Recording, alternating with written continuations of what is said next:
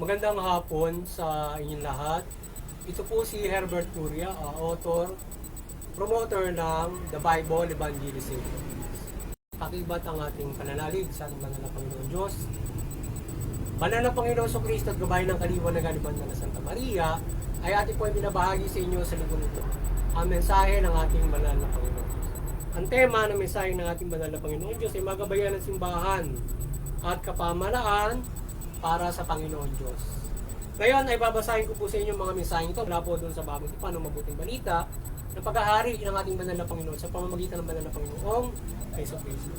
At ayon po dito sa mga taga-Efeso, Kabanata 3, talatang 20 hanggang 21. Ito po ang mensahe.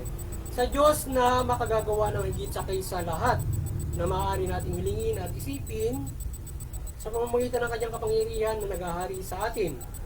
Sumakanya ang kapurihan sa pamamagitan ng Iglesia at ni Kristo Jesus magpakailanman. Amen. Patuloy po natin sa mga taga-Efeso, Kabanata 1, talatang 22 hanggang 23. Mga mensahe. Kaya't nasa ilalim ng kapangyarihan ni Kristo ang lahat ng pag-aari, kapamalaan, kapangyarihan at pamumunuan. Higit ang kanyang pangalan kaysa lahat ng pangalan, hindi lamang sa panahon ito, kundi pati sa darating. Ipinailalim ng Diyos sa kapangyarihan ni Kristo ang lahat ng bagay, at siya ang ginagawang ulo ng Iglesia, ang katawan ni Kristo. Ang kapuspusan niya, ang kapuspusan sa lahat-lahat. Pagpatuloy po natin, kay Apostol San Juan, Kabanata 14, talatang 6. Ito po ang mensahe. Sumagot si Jesus, kayo ang daan, ang katotohanan at ang buhay. Walang makapupunta sa mga kundi sa pamamagitan ko. Ipagpatuloy po natin sa mga taga-Roma, Kabanata 13, talatang 1. Ang bawat sa ipasakop sa mga pinuno ng pamalaan, sapagkat walang pamalang hindi mula sa Diyos, at ang pamalang umiiral ay tinatag ng Diyos. Pagpatuloy po natin kay Apostol Tito, Kabanata 3, talatang 1 hanggang 2, ito po ang mensahe. Paalalahanan mo silang pasakop sa mga pinuno at mga may kapangyarihan. Sundin ang mga ito at maging tanda sa paggawa ng mabuti. Pagbawalan mo silang magsalita ng masama kanino man. Kailangan sila maging makulaway, mahinahon, may ibigin sa kapayapan. Yan.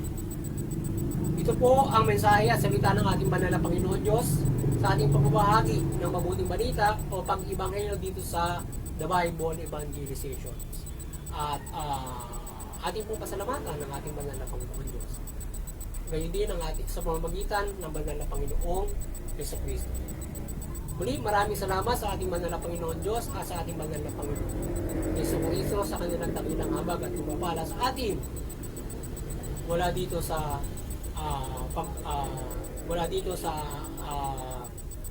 kanyang pagbibigay pagkakataon sa atin mula dito sa mabuting balita. At ngayon ay maliliwanag ko po sa inyo ang mga mensahe ito mula sa tema na magabayan ng simbahan at kapamalaan para sa Diyos. Nais pong ipapatid sa atin ng banal na Panginoon sa Kristo at ng banal na Panginoon Diyos mula Panginoon sa Kristo na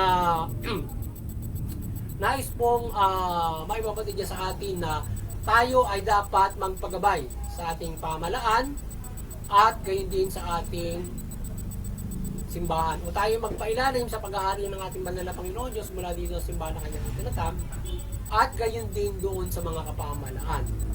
Yan ang nais ng ating banal na Panginoon Diyos. Wala dito sa simbahan ay na kung saan ang ating Panginoon Kristo ang siyang pinakampuno rito at ito yung kanyang katawan, tayong lahat na tayo ay mula sa simbahan ito, dito tayo mag-ibayo ng ating pananampalataya. Dito tayo nagpupuri, sama-sama nagpupuri sa ating Panginoon Diyos. Dito natin ipinag-iibayo ang ating pananampalataya, dito natin pinakikinggan ang ating mabuting balita o gabay ng ating banal na Panginoon Diyos. Para sa ating pananampalataya at pamumuhay na may pananampalataya at ayon sa kalooban ng ating banal na Panginoon Diyos. At mula sa simbahang ito ay dito natin pinanalaganap at pinagkakaisa ang lahat para sa pananampalataya sa ating banal na Panginoon Diyos. At sa pagkakaisang ito natin sa simbahan ito sa Panginoon sa Kristo ay ito ang daan upang tayo ay magkaroon ng kaligtasan at sa ating pananampalataya sa Panginoon Diyos. Kaya doon sa ating pananampalataya sa Diyos, mula sa pakikisa natin sa simbahang ito, ay ito ang magiging para sa ating kaligtasan spiritual sa pananampalataya natin sa Panginoon. At aside from that, ay sa pamamagitan dito natin napapupurihan, napapasalamatan ng ating mga Panginoon Diyos. At dito tayo nagagabayan ng ating kanyang salita. Dito niya tayo ang simbahan na nag-iibayo upang palaganapin at pagkaisahin ang lahat sa pananampalataya sa Panginoon Diyos ng ating simbahan at mga nagsisilbi, naglilingkod dito na binigyan ng ating banal na Panginoon Diyos ng Espiritu Santo ng pagpapala para mangaral, ano man ang kaloob sa atin para sa simbahan na ito o paano tayo makatutulong dito at kung paano ating pag-ibayuhin. Kaya tayo ay magsama-samang pag-ibayuhin ang simbahan at mula dito tayo ay nagkakaroon ng malaking dito natin pinag-iibayo ang ating pananampalataya sa ating Panginoon Diyos at dito ito ang magiging daan natin para sa ating kaligtasan sa pamamagitan ng Panginoon Kristo sa ating pagkakasang ito sa simbahan mula sa Panginoon Kristo bilang ulo ng simbahan ito at tayo ang kanyang katawan na tayo ay magkakaroon ng kaligtasan mula sa simbahan o mula sa pananampalataya natin Diyos mula sa pagpapailalim natin sa paghahari ng Panginoon Kristo dito sa simbahan ito o sa ating reliyong Kristiyano. At sinasabi rin ng ating Panginoon Kristo sa kanyang aral na tayo ay magpailalim din sa mga pamahalaan. So tayo bilang ang lahat ay ating ginagabayan na tayo ay magpailalim din o sumunod sa pamahalaan, sa tuntunin o tuntunin ng mga pamahalaan. Inaawar modern time legality. So ano yung implementation legality na pinamamahala atin dapat sundin upang tayo ay magkaroon ng kaayusan, kapayapaan, makapamuhay tayo ng maayos at makapanampalataya tayo ng maayos. Ang ating mga kapamahalaan ay pag-ibayuhin ito na ito ay maging patas at ito ay maka-implement upang yung mga reliyon ay makapag sa praktika ng kanilang pananampalataya ng maayos, walang nanggugulo. Walang gumugulo. Ano ba? Kagaya sa Kristyanismo, Katoliko, dapat maging ganito even in other religion. So kaya yung karapatan na ini-implement ay ito dapat ay tugunin ng mga kapamahalaan para yung mga tao ay makapag-practice ng mga religion even though it's not the majority influencing the government in the governance. Kasi mayroon mga kapamahalaan na influence by the religion kagaya ng iba't ibang mga bansa. Diba, yung mga ibang Muslim countries, yung mga gobyerno nila ay influenced by their religion. Dito rin sa atin, kahit demokrasya, may malaking influence ang ating Kristyanismo sa ating pamamahala. Bagamat it is a universal government, yung ating demokrasya. Ito ay kumikilala naman sa ating Panginoon Diyos ang ating simbahan. Gayon din ang iba't ibang mga kapamahalaan. But dapat yung ating tayo ay sumusunod sa pamahalaan. Kaya itinalaga ng Diyos para tayo ay pasunurin diyan in force o para sa kung saan ito ay for a discipline that use the force of the authority of the government. So para ito ay malaking protection din para sa mapayapang pananampalataya ng mga reliyon natin mga Kristiyano. Tayo ay nakahingi ng protection para sa ating pananampalataya lalo na sa iba't iba natin mga pagsasapraktika ng ating pananalig doon sa ating pamahalaan at maging ibang mga reliyon ganun din. They could protected by the government ang kanilang mga reliyon. Mayroon mga ibang bansa nga lamang ay nanggigipit, nakakaranas ng panggigipit sa ating modernong panahon doon sa ibang panuntunan o legality ng kanilang mga government. So, doon sa gabay ng pamahalaan at ng gobyerno o gabay ng gobyerno, pamahalaan at ng simbahan, sa gabay na ito sa mga tao, ito ay nakapagdadala sa atin ng mapayapang buhay at siyempre may kaligtasan spiritual para tayo ay magkaroon ng pag-asa sa ating banal na Panginoon Diyos. Yan, kagaya na ba, paniniwala ng Kristiyano sa pagsunod natin sa kalooban ng Panginoon Diyos, pamumuhay ayon sa pananampalataya sa Diyos, tayo ay pinasusunod niya na sumunod dito sa pamahalaan. Kapag nasunod natin yan, tayo ay nagkakaroon ng disiplina at ating pinapalaganap ang mabuting balita, sumunod lahat sa pamahalaan at mamuhay na maayos. Yan, at yung pamahalaan ay mamahala na maayos. Yan, fair at siya ay respeto ng mga reliyon. Sa gayon tayo ay makapamumuhay ng mayroong pananampalataya na isa sa praktika natin ng ating pananampalataya nang tayo ay may pagsunod sa pamahalaan. Bagamat yung ibang pamahalaan medyo mabagsik din doon sa kanilang kapag yung may influence ng religion sa pamahalaan kapag ito ay nagpapatupad. Nagkakaroon ng pabigat silang panuntunan with the religious practice din na ina-adapt ng government nila. Pero mga ganun at may mga ganung gobyerno. So ngayon ay tayo mga Kristiyano, tayo ay higit na makasusunod sa pamahalaan bilang aral din na sumunod tayo doon sapagkat banal yung aral sa ating ng ating Panginoon Diyos ng Panginoon sa Kristo. So ano man ipatubad ng gobyerno, masusunod natin yun. Kaya lang, mayroong mga panuntunan o implementation yung ating pamahalaan na pag minsan contrary doon sa ating pananampalataya. But even though ito yung kumukontra sa pananampalataya natin, pwede naman natin hindi sundin na hindi tayo kumukontra sa pamahalaan. So, even though we are not abiding some other government implementation, hindi naman natin inukontra yung pamahalaan doon. But definitely, we are guiding the government kapag bago pa i-implement yung mga batas na yun, na gawing batas, to have a good law and implement it. Kagaya, halimbawa, divorce bill or abortion bill. Halimbawa, may ganon. So, tayo, ang Diyos ay para sa Kanya ay tayo dapat ay mayroong pagpapahalaga sa buhay. So, God is given us life. Kaya nga Panginoon sa light of life, no? Tayo ay ginagabayan niya na liwanag at buhay. So, tayo ay dapat ay sa buhay. So, ngayon hindi tayo papayag na ang buhay ay sinasalaula o pinapatay.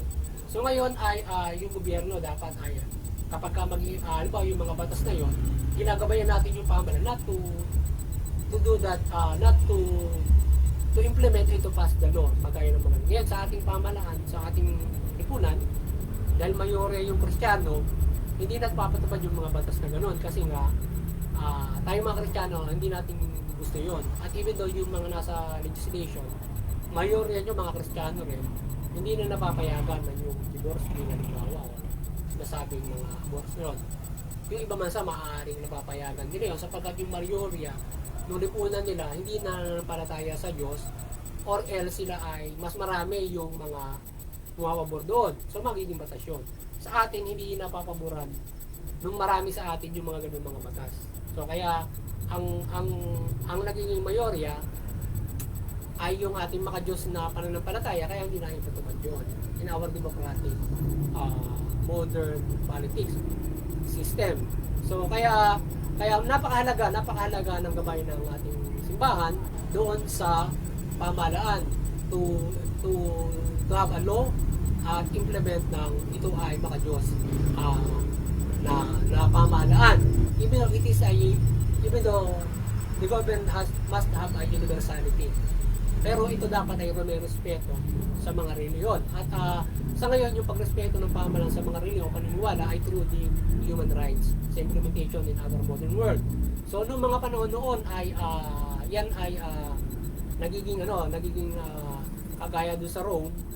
Noon ay ginawang batas ng Roma na ang kanilang reliyon Kristiyano, diba? So, hanggang sa bagamat sila ay iba't iba rin paniniwalaan yung mga Romano ng mga panahon noon. Pero isinabatas yun ng mga panahon ni ewan ko kung kanginong emperador yon na ginawa nilang batas yata sa kanila na Kristyanismo is the religion ng mga Romano. So ganun kasi. Sa ngayon ay hindi naman ganun tayo nagiging one-sided for our religion through human rights tayo sa pananampalataya. But dahil nga sa mas malawak mas marami tayong mga Kristiyano sa bansang ito, kaya nangyayari nagiging mayorya yung halimbawa implementation of the law o creating of the law doon sa Kongreso na sumusunod doon sa ating mga Diyos at gabay ng ating banal na Panginoon mula Panginoong Jesucristo. Yan nangyayari doon sa ating. But definitely marami mga batas pa rin tayo na contrary doon sa ating pananampalataya. Kaya yung RH bill noon na pinagtatalunan na isa batas yun. Kasi nga may mga Krisyanong reliyon din na pumalig doon sa RH bill na yun. O pwede yung contraceptive bill kasi yun eh. So, napayagan pero hindi naman yung abortion. pero nagmumukhang abortion kasi yung contraception. So, hindi pinapayagan yun noon. Kaya, sa batas, but not abiding this is not contrary to the government. It is abiding our God, and abiding God is not contracting sa pagsunod din na ginagawa na gusto nyo mangyari dun sa gobyerno. So, makikita naman natin yan. Na ang ating pagsunod sa Diyos, even not yung ibang mga pinapanuntunan na dapat nating gabayan sa pamahalaan, hindi naman tayo nakakapunta sa gobyerno. But definitely, sinasabi natin Panginoon, dapat sumunod tayo sa pamahalaan. Like halimbawa, yung kautusan halimbawa sa pamahalaan, yung criminal law, halimbawa, yung revised penal code. Kapag nilabag mo yun, nilalabag mo rin yung ating panuntunan ng Diyos. Kasi halos lahat doon, ayaw din ng Diyos yun. Yun nasa criminal law. Kasi yung legality ng mga yun, ayaw din ng banal na Panginoon Diyos na yun ay mga masamang gawa na dapat mong iwasan. Ngayon, kapag nilabag mo yun, under legal, under God's law, ay awabawal din. So yun. Mayroong mga ilang mga bagay lamang na gusto ng Diyos o panutunan ng Diyos na nai-implement ng ating government. Kasi yun sa universality. Kasi kapag lalo na demokrasya, mayorya yun. Or other political na one-way politics, kagaya sa ibang one-way politics na mayroong mga kinakailangan, nagpapasa sila ng batas na syempre naayon sa kanilang political system o political na party, halimbawa na namamahala. So yun ang nagiging problema kapag lalong-lalo na hindi nila sinusunod yung karapatang mantao in our modern world. So yun ang nagiging problema at struggle ng mga religion sa iba't ibang mga bansa. So nahihirapan mag-practice noong pananampalataya dahil nga sa pagminsan yung sistema ng gobyerno nasisikil yung pananampalataya at yung ibang mga tao naman ay kinakalaban yung mga religion. Kaya but mostly tayo dapat magabayan ng pamahalaan at ng ating reliyon, ng ating simbahan. At pagdating ng takdang sa ngayon ay pinasusunod tayo ng Panginoon sa Kristo pero hindi pa natin pwede one side yan. Kasi ang magiging one side ng paghahari ng ating banal na Panginoon Diyos, take over all the government dahil yan ay pinapailan ng Panginoon Diyos sa Kanya sa takdang panahon. Paghahari ng Panginoon sa Kristo lang ng mga pamahalaan. So, siya ang mamamahala to all government, pamamahalaan niya. Siya yung puno ng lahat. And then, syempre, yung ating simbahan. So, kanya nang matagal na siyang namumuno, siya ang ulo natin dyan at yung gaganapin niya, yung ganap na paghahari dyan, pagdating yung takdang panahon, take over niya, pati na yung mga government. I-implement niya ito ng one-sided pagdating nung takdang panahon. Sa ngayon, hindi pa. So, yung mga government, nasa universality, ang bawat mga gobyerno ngayon, na hindi pa nakaayo pa maaaring hindi pa nila ma-adapt yung halimbawa isang one-side government na kagaya ng halimbawa Kristyanismo na para ipapatupad yung ilang mga nais na nakasusunod sa ating Panginoon. Kasi sa universality ng democracy mayorya yung masusunod. So sa iba masaganod na yan. So yun at dapat tanda ng bawat pamahalaan lalo sa ating bansa sa Pilipinas, ang Panginoon Diyos ay magwa-one side sa pagpapatupad ng kanyang paghahari. So, ang lahat ng mga kapamahalaan ay handle niya. So kaya tayo at this point, so even the universality of our governance sa demokrasya, ito ay dapat ay mayroong ating magabayan ng ating at kagaya ng ginagawa natin, so ito ay magabayan ng Ebanghelyo ng Panginoon sa Kristo. At pagdating ng takdang panahon, ito ay nagiging bansang tagapaglingkuran ng Diyos at ito ay hindi mahihirapan para sa kupin o para pasunurin ng ating banal na Panginoon Diyos. Kung sino man yung dapat na kanya dapat na sa kanya pag-take over ng bawat mga kapamahalaan. So yun at muli sana ay nagabayan naman nagabayan naman kayo ng The Bible Evangelizations sa pagbabahagi ito ng mabuting balita mula dito sa pagbabahagi ng The Bible Evangelization at kayo mag-asa sa kaligtasang spiritual. At muli, maliwanagan ni Banal Santa Maria ang lahat sa pananampalataya sa ating Panginoon Diyos mula Panginoon sa Kristo at dito sa ating pagbabahagi ng mabuting balita dito sa The Bible Evangelization. Sana maliwanagan kayo at patuloy tayong gabayan ni Banal Santa Maria ng kanyang pagmimilagro ng kanyang kaliwalagan at maging ng kanyang aparisyon. At kayo ay maliwanagan sa pakikinig ng mabuting balita sa ating pagbabahagi ng ito dito sa The Bible Evangelization. Ngayon ay gabayan man tayo ng pagmimilagro o hindi, ay ang mabuting balita ay isang malaking milagro para na ating ibinabahagi sa inyo. Sana patuloy nyo pakinggan ito, may milagro man o hindi. Mula dito sa ating pagbabahagi at syempre ng ating simbahan at iba't ibang mga naglilingkod sa ating Panginoon Diyos. Pakinggan natin ito at isang buhay ito upang tayo magkaroon ng kaligtasan spiritual.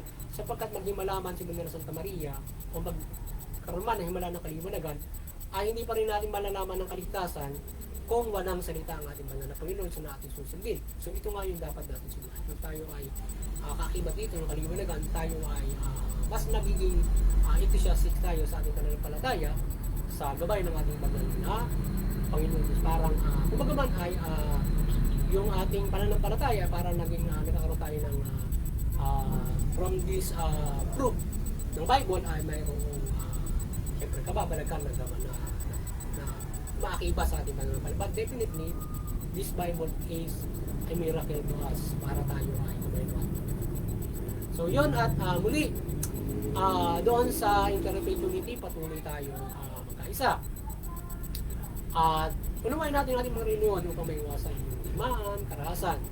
Sa gayon ay nagrespetuhan tayo ng mga reliyon at hindi tayo nagtutuloy sa nakikikayat ng mga labanan sa bawat mga nananampalataya at maging sa isang bansa o bawat mga bansa. Instead, nagpapahirap ng kapayapaan, kaayusan sa buong mundo. Pagmamahalan, mabuting ituturo ng ating mga pagtutulungan at pagpaprinting ng mabuting pagkakaisa ng mga bansa. So yun at di sa Vatican CBCP, kayo patuloy magabayan ni Bendera Santa Maria at maliwanagan kayo at patuloy nyo pagbuklorin yung sangkatauhan sa pananampalataya sa Panginoon mula Panginoong Yesu Cristo. At tayo sa ating munting kakayanan dito sa The Bible Evangelization, sa ating pag-ibanghelyo, tayo patuloy na magabayan ng Bendera Santa Maria sa pagbubuklod ng sangkatauhan sa pananampalataya sa Panginoon Yesu mula Panginoong Yesu Cristo na kayo mapagbuklod sa gabay ng ating Bendera Santa Maria. Tayo tulungan ng Bendera Santa Maria sa ating pagbubuklod ng sangkatauhan sa pananampalataya sa ating Panginoon Diyos mula Panginoong Yesu Cristo. At doon sa mga kapamalaan, kayo ay maliwanagan at patuloy kayong magpairal ng mabuting pamamahala, makatarungan at mapayapang pamamahala. Tuloy niyo yung karapatang tandaan. Sa gayon ay magagabayan nyo at madidisiplina nyo ang mga mamamayan sa mabuting pamumuhay na kayo ay tumutugon sa karapatan at mabuting pamamahala. At yung mamamayan ay sumunod naman doon sa pamahalaan. At yung aming lokal na pamahalaan at mga kapulisan, magabayan kayo at maliwanagan ni Bendera Santa Maria at kayo ay magpairal ng mabuting pamamahala at enforcement. Sana hindi kayo kayo ay hindi mahikayat sa tukso, wala doon sa maging abuso o anumang uri ng unlegal ways sa inyong panunungkulan. Bagkos ay napaiting nyo sa gabay ng Bendera Santa Maria ang matuwid, makatarungan at makatao o may sumusunod sa human rights at makadiyos na pamamahala. At doon sa aming simbahan, sa local church dito sa Infanta Quezon, sa aming parokya, maliwanagan kayo ni Bendera Santa Maria. At patuloy nyo pagbuklorin yung mamamayan ng Infanta Quezon sa pananampalataya sa ating Panginoon Diyos mula sa Panginoong Jesucristo o mabuting balita. Yan. Sa gabay ng kaliwanagan ni Bendera Santa Maria. Magandang hapon sa inyo lahat at God bless you. Kung pala ng Diyos at Panginoong Jesucristo mula sa gabay ng Bendera Santa Maria ay patuloy na bumabalik sa atin.